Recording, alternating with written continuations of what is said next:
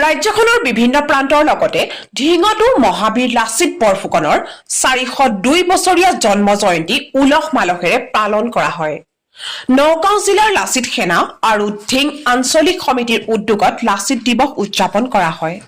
লগতে সন্ধিয়া ভাগত বন্তি প্ৰজ্বলন কৰে বিশিষ্ট সমাজকৰ্মী ৰাজু শইকীয়াদেৱে আৰু লাচিত দিৱসৰ উপলক্ষে তেওঁ এটি ৰচিত লাচিতৰ কবিতা পাঠ কৰে।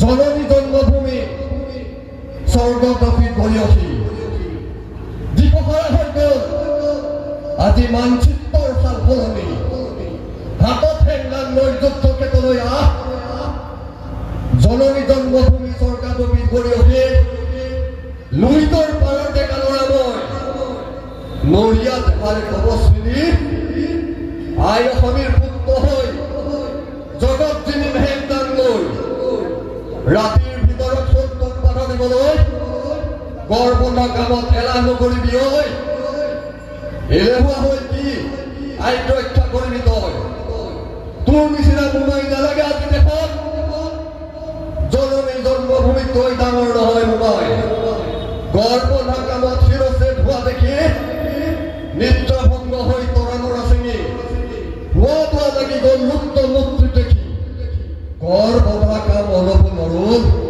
চিৰ যুগমীয়া হ'ল লাচিতৰ নাম দেশত তই মোমাই ডাঙৰ নহয় গড় বন্ধা কামেই কৰিলে প্ৰমাণ। ধন্যবাদ।